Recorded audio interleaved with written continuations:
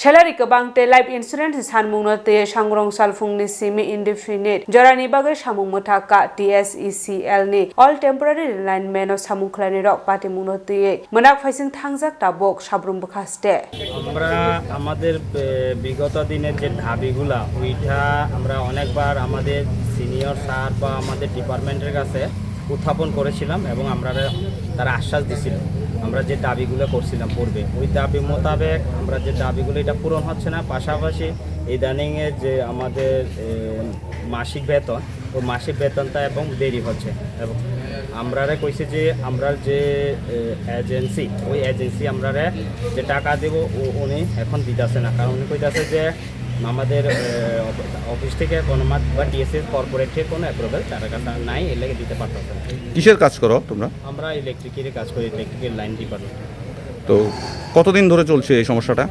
এই সমস্যা তো আমরা তো যদিও ফিটকোর আন্ডারে আসছিলাম তো ফিটকোর থাকতেও এরকম সমস্যা হয়েছিল। এরপর ফিটকোর যাওয়ার আগে আমাদের কাছে টিএসএসএল-এর এমডি হতে অনেকজন আইছিল আমরা কাছে, তারা কইছে আমরা লগে কাজ করবা কিনা বা তাহলে আমরা একটা ভালো ফেসিলিটি দেওয়া হইব, কিন্তু সেই সোর্সে তো আমরা সবাই রাজি হয়েছি যেহেতু একটা কর্পোরেট ভালো একটা সোর্স হইতে পারে, তো এই উদ্দেশ্যে আমরা সবাই একসাথে জোট হইয়া কাজ করছি, কিন্তু দেখা গেল সে একই পরিস্থিতি চলতেছে। তো এখন তোমাদের মূল দাবি কি? আমাদের মূল দাবি হচ্ছে আমরা লাইফের একটা সিকিউর দরকার, লাইফের একটা সেফটি দরকার, কেননা আমরা যখন একটা ডিপার্টমেন্টে কাজ করি ওই ডিপার্টমেন্টের মধ্যে আমাদের হেলথ ইন্স্যুরেন্স দরকার আমাদের, প্লাস আমরা যে একটা যে ডেইলি একটা লেবারে আজকাল দিনে যে দ্রব্যমূল্য বৃদ্ধি সেই মূল্যে আমাদের কোনো ইনকাম হচ্ছে না, ওই মোতাবেক আমরা চাই আমাদের যে স্যালারিতে ইনক্রিমেন্ট হোক, পাশাপাশি আমরা যে কাজ করি ওইটা একটা পার্মানেন্টলি সিস্টেমে হোক, এটা আমরা চাই। তো আজকে থেকে কি তোমরা কর্মবিরতিতে যাচ্ছ? হ্যাঁ, আমরা সবাই যৌথভাবে একটা উদ্যোগ নিয়েছে যে যেহেতু আমাদের ডিমান্ডগুলো তারা মানতে পারছে না, তো ওই উদ্দেশ্যে আমরা চাইছি যে সবাই মিলে একসাথে কাজটা স্থগিত রাখার জন্য। তো এখানে কতজন স্টাফ রয়েছে? আমার জানা মতে প্রায় 33 থেকে 35 জনের হইব আমরা এখানে কাজ করতেছি আমরা সাব ডিভিশনের মধ্যে। আমি অসীম দাস, নমস্কার সবাইকে। আমি সাব ডিভিশন ইলেকট্রিক্যাল সাব ডিভিশনের ইনচার্জ হিসেবে কাজ করছি। তো আজকে সকালবেলা 11টা নাগাদ আমার এজেন্সি দ্বারা নিয়োগকৃত যে ক্যাজুয়াল ওয়ার্কাররা আছে, যারা আমার লাইন সাব ডিভিশনাল যে ডিস্ট্রিবিউশন লাইনগুলি মেনটেন্যান্সের দায়িত্বে আছে, এনগেজ করা হয়েছে। ওরা এসে বলছিল তারা আজকে থেকে এখন কাজ করবে না, কারণ একটাই ওদের স্যালারি নাকি কম হচ্ছে বা এই মাসের স্যালারি এখন পর্যন্ত হয়নি।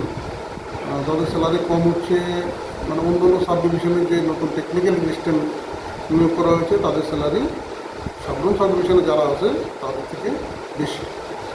এবং নতুন স্যালারি হিসেবে যদি ওদেরকে টাকা স্যালারি না দেওয়া হয়, নতুন কাঠামোতে যদি স্যালারি না দেওয়া হয়, তাহলে ওরা আজকে থেকে কাজ করবে। তো ওনারা তো বলছেন যে ওনাদের যে ইন্স্যুরেন্স করার কথা ছিল, বিভিন্ন সময় দেখা যাচ্ছে যে লাইনে কাজ করতে গিয়ে দুর্ঘটনার শিকার হচ্ছেন তারা, তো তাদের ইন্স্যুরেন্স বা তাদের এরকম কোনো কিছুই নেই, তো সেটাও তো একটা দাবি ছিল তাদের। আসলে এগুলি তো হচ্ছে এজেন্সির দ্বারা নিয়োগকৃত। এখন আমার কাছে ওদের নিয়োগ প্রক্রিয়াটাও আমার কাছে পরিষ্কার না। এখন এটা এজেন্সি নিয়োগ করলে আমি যতটা জানি অফিসিয়ালি বা নন অফিসিয়ালি আমি যেটা জানি, যেটা হচ্ছে এটা দায়িত্বটা হচ্ছে ইন্স্যুরেন্স করার দায়িত্বটা হচ্ছে যে এজেন্সি নিয়োগ করবে ওই এজেন্সি। এখন আমাদের ডিপার্টমেন্ট এটার সঙ্গে কতটা জড়িত আছে এটা আমি পরিষ্কার না, কারণ এটা যে এজেন্সি, এটা নিয়মটা এরকম, এজেন্সি টেন্ডার করা হয়, টেন্ডারের মাধ্যমে যে টেন্ডারটা পাবে, যেই এজেন্সি পাবে ওই এজেন্সি কিছু নির্ধারিত নিয়মকানুন মেনে আমাদেরকে কিছু ওয়ার্কার আমাদেরকে দেবে, ওদেরকে দিয়ে আমরা মেনটেন্যান্সের কাজ করাবো, এটি হচ্ছে নিয়ম। সাবরুমে এরকম কতজন স্টাফ রয়েছে? 37।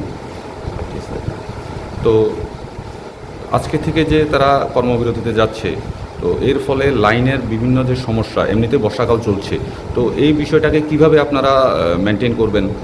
না, এটা আমাদের কাছে একটা খুবই বড় সমস্যার সম্মুখীন হচ্ছি আমরা, কারণ হচ্ছে এই মুহূর্তে লাইন ব্যারিজটা খুবই গুরুত্বপূর্ণ, কারণ একটা যে কোনো সময় একটা অ্যাক্সিডেন্ট হতে পারে, যে কোনো সময় তার ছিঁড়ে পড়ে থাকতে পারে। এখন আমাদের লাইন স্টাফের সঙ্গে আমাদের কনজিউমারদের নিয়মিত যোগাযোগ হয়, আমাদের থেকেও বেশি হয় ওদের সঙ্গে।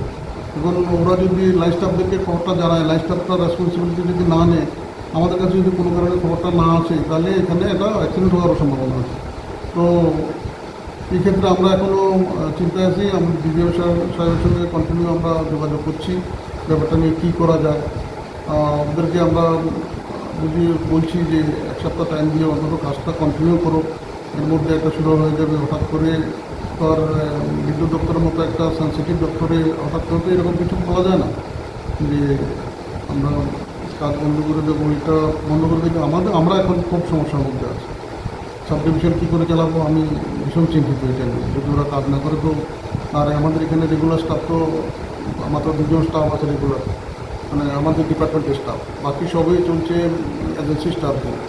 তো এখানে আমাদের অসুবিধা হবেই, এবং শুধু অসুবিধা না, সবচেয়ে বড় সমস্যা হবে আমাদের কনজিউমাররা সাফার করবে। আমাদের কনজিউমাররা এটা নিয়ে সাফার করবে। আমরা ইঞ্জিনিয়াররা তো আর পুরো লাইনটা আমরা মেনটেন্স করে রাখতে পারবো না। আমরা তো গুটি কয়েক ইঞ্জিনিয়ার, আমরা যারা ইঞ্জিনিয়ার আছি বা আমরা মেনটেন্স করা তো আমাদের পক্ষে সম্ভব না, কারণ আমরা কী করবো এখন তো ঠিক বুঝিয়ে উঠতে পারছি না ব্যাপারটা। তো এই বিষয়ে ঊর্ধ্বতন কর্তৃপক্ষের কাছে আপনারা জানিয়েছেন? হ্যাঁ, আমরা একটু আগেই আমি আবার ফোনে কথা বলেছি, কিন্তু তো আমার ঊর্ধ্বতন কর্তৃপক্ষ ইমিডিয়েট ডিজিএম সাহেবের সঙ্গে কথা বলছি। ডিজিএম সাহেব এটা নিয়ে ভাবছেন এবং কথা বলছেন করে।